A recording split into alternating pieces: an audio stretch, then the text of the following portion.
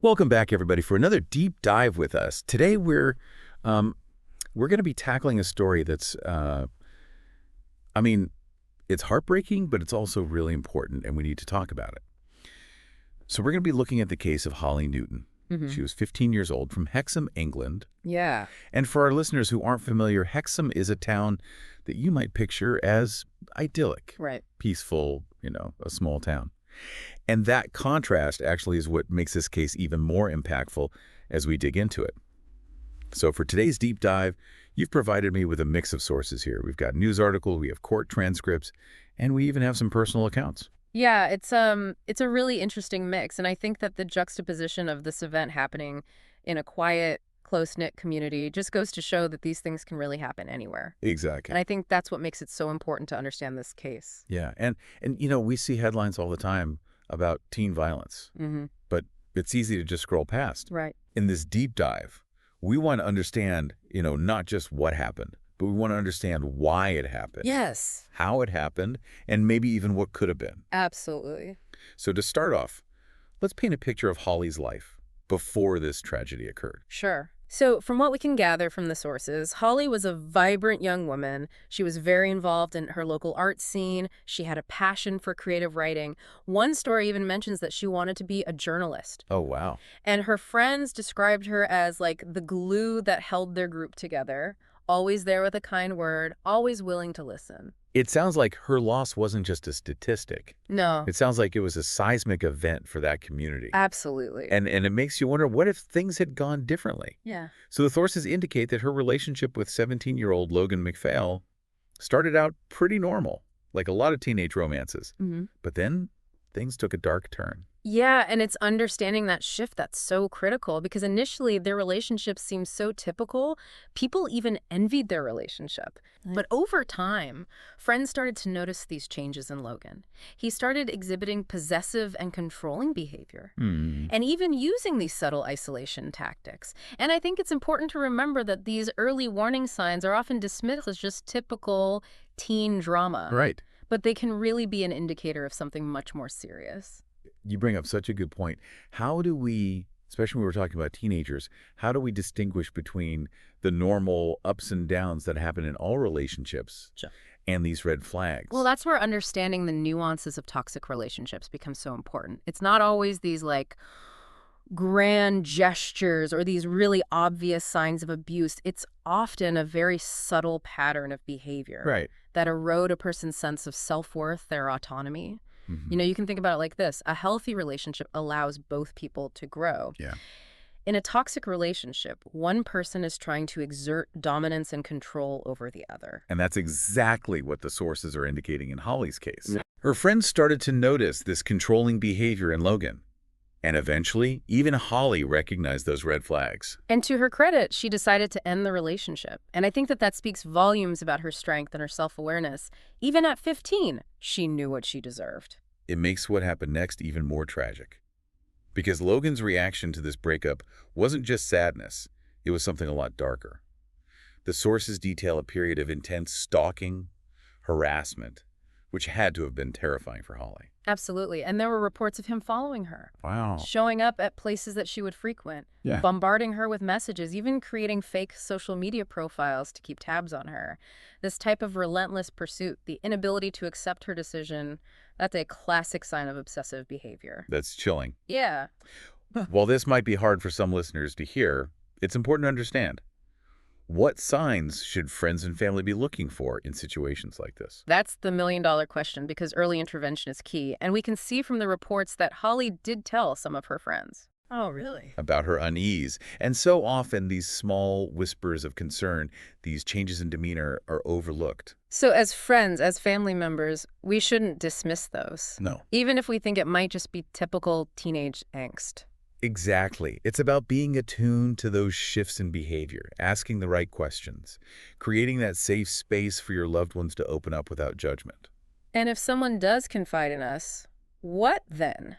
What can we actually do to help? First and foremost, Believe them. Okay. Validate their feelings, validate their fears, then help them explore their options. That could be talking to a trusted adult, a school counselor, maybe even reaching out to a local domestic violence hotline. There are so many resources available. Even if we don't think the situation is serious enough yet, early intervention is about prevention, Right. not just reacting after something happens. This is also insightful. It really underscores the importance of recognizing those early warning signs. Sadly, in Holly's case, things continued to escalate, and it culminated on that dreadful day in January of 2023. It's a day that's going to stay with the community of Hexham forever. It really is a stark reminder of just how fragile life is. Holly was just going about her day with a friend when she was confronted by Logan in an alleyway. Oh, wow. Yeah. And he was armed with a knife. Driven by, it sounds like, this twisted obsession, he attacked her. The sources detail a really frenzied assault. 36 stab wounds. Just unimaginable brutality. And the friend who was with her bravely tried to intervene. Oh, gosh. And they were injured in the process. Their testimony ended up playing a crucial role in the trial later. But just imagine the trauma of witnessing that, and then the courage it takes to relive those moments in court to get justice. It's a horrific reminder of the ripple effects of violence. It doesn't just impact the victim, Right. but it impacts everyone around them. Yeah. It's understandable why the community was so devastated. Absolutely. I mean, just imagine this small town where everyone knows each other, suddenly grappling with this immense loss, the vigils, the outpouring of grief. It's a community trying to make sense of the senseless. And in the midst of all of this, Logan was apprehended.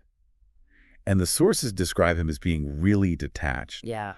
almost emotionless. This lack of remorse, this disconnect from the gravity of the situation, just adds another layer of complexity to this case. It speaks volumes about his mental state and how deep this obsession ran. It's really hard to comprehend such a callous act. It is. But let's move on to the trial, which took place in early 2024. This trial really shed more light on Logan's motive and the events that led up to that attack.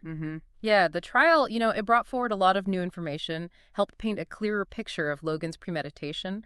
The prosecution, they really highlighted his jealousy and his inability to cope with the breakup. And all that evidence of stalking that we talked about, that digital trail, they used that to argue that this wasn't some spur-of-the-moment thing, but that it was actually a planned attack fueled by his obsession. And the testimony from Holly's friend, the one who was with her, that had to have been so powerful. Oh, absolutely. Imagine being that friend, having to face the person who did that.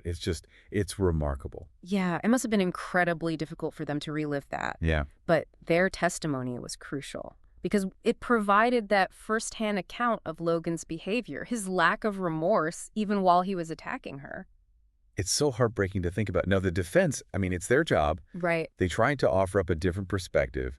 They painted Logan as a young man who was just overwhelmed by his emotions and lacking the coping mechanisms to handle the breakup. And this is where the complexities of the legal system really become apparent. Because you've got the prosecution, they're focused on getting justice for the victim, and then you have the defense, who's obligated to present the best case for their client, even when the evidence seems very overwhelming. Right.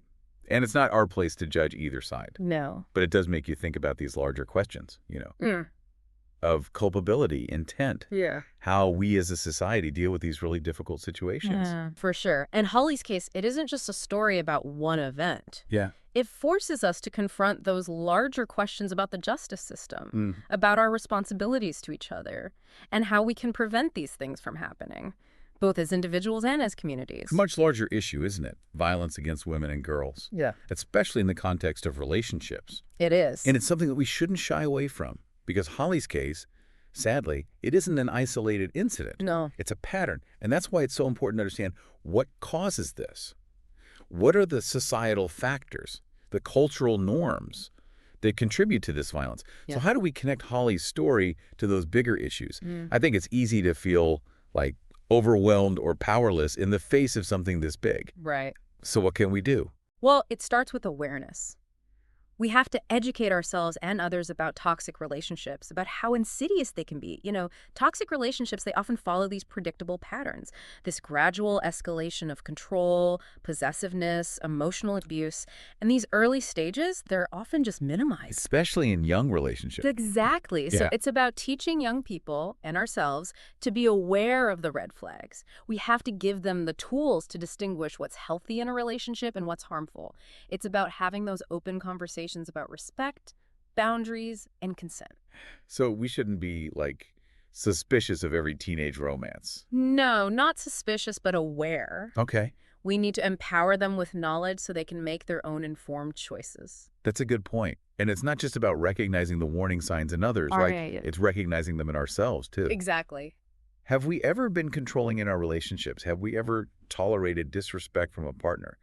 We need to self-reflect as well. Absolutely, yeah. It's easy to point fingers. But true change starts with each of us. Something that really struck me looking at all these sources was that people noticed Logan's behavior. They saw him lurking around, making Holly uncomfortable. Yeah. But nobody seemed to really take any action. Right, and this is a classic example of the bystander effect. You see it in so many situations, not just relationship violence.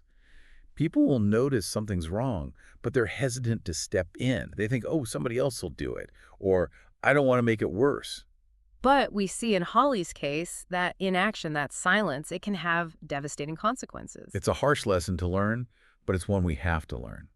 And I think to break through the bystander effect, it requires education and empowerment. Imagine if everyone felt equipped to recognize those warning signs, knew how to de-escalate a situation, knew how to connect people with resources. There are bystander intervention programs that teach people these skills. So it's not just awareness, it's giving people the confidence and the tools to act when they see something is wrong. But what about people who aren't comfortable directly intervening? What can they do? Well, there are other ways to take action. Supporting organizations dedicated to preventing violence, for example. You can volunteer, donate, or even participate in awareness campaigns. Right, so even if you're not comfortable confronting a situation, you can still be a part of the solution. Absolutely, and just talking about these issues, it's more powerful than you think. Sharing information about healthy relationships, promoting resources for victims, challenging those harmful jokes and stereotypes, these conversations can shift our cultural norms. We've talked a lot about education and awareness, which are so important. But what about law enforcement? What about the justice system? Clearly, in Holly's case, there were signs. Right. Looking back, something could have been done. It's tricky. Law enforcement, they often face these challenges dealing with domestic violence, especially when teenagers are involved. It's tough to prove intent. There are privacy concerns to consider. Yeah. And then it's about balancing the need to intervene without making things worse. So what needs to change within the system to better protect people like Holly? Well, I think first and foremost, law enforcement officers need better training so they can recognize the nuances of teen dating violence. And we need more robust risk assessment tools to identify the cases that are most likely to escalate. So it's not just responding after an incident has occurred, but being proactive. Exactly. And we can't forget about the support systems for victims. We need more accessible, more comprehensive services, counseling, legal aid, safe housing. We need to help those affected rebuild their lives. So it's not just on law enforcement, it's on communities too to step up and support people. It is. It takes a multifaceted approach. It involves education, community support, and ultimately a shift in our societal attitudes. This case also raises questions about mental health. Logan, from what we've seen, he was really struggling. He didn't know how to deal with the breakup in a healthy way. Right. Could early intervention have helped? It's tough to say for sure, but it highlights the need for mental health awareness and support. Imagine a world where asking for help with emotional distress, anger management, or relationship problems. Imagine if that was seen as a strength, not a weakness. That's a world I want to live in. But how do we get there? It starts by removing the stigma surrounding mental health, making sure that resources are available, promoting early intervention. Schools, families, healthcare providers, everyone has a role to play. So going back to Holly's story, what are the key takeaways for our listeners? What can we learn from this to prevent this from happening again? I think the most important thing to remember is that violence is not inevitable. It can be prevented by understanding the warning signs, by communicating openly, by creating a culture of respect and support. We can create communities where tragedies like this are less likely to happen. There's hope here, Yeah. but it takes all of us being more aware, more proactive, and more willing to intervene when we see something's wrong. Yeah. Yeah. It really makes you think, doesn't it? I mean, it's not enough to just feel sad or to feel angry. We need to do something. Right. We need to turn that into action, create a legacy that honors her memory and actually helps to protect other people. So let's get practical. What are some things that people listening can do to become advocates in their own communities? Well, I like to think of it like ripples in a pond, you know? Even small actions can create a bigger wave. Yeah. It could be something as simple as educating yourself about the resources in your area. You know, what's available for victims of domestic violence, Yeah. and sharing that information with your friends, with your family. So raising awareness, Exactly. even that can be helpful. It's a great first step. Okay, so what about people who are ready to take a more active role? What can they do? Well, there are tons of organizations that are doing great work to prevent violence and support survivors. Volunteering at a local shelter, donating to these organizations, even participating in awareness campaigns. These are all great options. And I imagine for people who are more politically minded, they can advocate for policy changes Yes. to better protect victims. Absolutely. Pushing for systemic change, that's where real lasting impact happens. But it's also about those everyday actions. Like what? Give me an example. Okay, so let's say you have a friend and you're worried about their relationship. Yeah. Reaching out to them, offering to listen, letting them know that you're there for them, that can make a huge difference. Mm-hmm. Or what if you see somebody being harassed or disrespected? Speak up. Don't tolerate that behavior. It's about understanding that if we're silent, we're complicit. We all have a responsibility to challenge those norms. Exactly. And don't forget about the young people in your life, your kids, your nieces, your nephews, your students, whoever it might be. We need to talk to them about healthy relationships, consent, and respect from an early age. You know, it makes me think of that quote, "The only thing necessary for the triumph of evil is for good people to do nothing." It's true. It's a reminder that we all have to do our part. We do. And remember, even those small acts of kindness, those moments of courage, those times where you choose to advocate for someone else, when we all do those things, it creates a ripple effect. It shifts our culture to one of empathy and support, where we look out for one another and challenge bad behavior. So to our listeners out there, what will you do to honor Holly's memory? How will you become part of the solution? Yeah, because even the smallest step, even the smallest act of courage or kindness can change someone's life. Real change, it doesn't happen overnight. But every conversation we have, every action we take, every time we speak out against violence, it brings us one step closer to a world where stories like Holly's are a thing of the past. Sure. We can make that happen if we work together. Well, this has been a tough deep dive, but also incredibly insightful. We've gone beyond just the headlines. Right. We've looked at all the complexities of this case. Mm-hmm. We've talked about the bigger issues, domestic violence, stalking, how important it is to intervene. And even though there aren't easy answers, I think what we've learned today is that both individuals and communities have the power to create change. So to our listeners, I want to encourage you, reflect on what we've talked about. Share this information with others. And think about how you can make a difference in your own community. Thank you for joining us for this difficult but crucial conversation. And please remember, you are not alone in this. We can create a world where every young person, just like Holly, has the opportunity to live a full and happy life free from fear. And that concludes our deep dive into the tragic case of Holly Newton. We'll be back soon with another episode, but until then, stay curious, stay informed, and stay engaged. If you enjoyed this video and want to dive deeper into more cases like this one, make sure to subscribe to our channel. Don't forget to like the video if you found the story compelling, and share it with your friends and family who might be interested in true crime and mysteries. By subscribing, you'll stay up to date with all our latest content and join a growing community of curious minds exploring the most fascinating cases.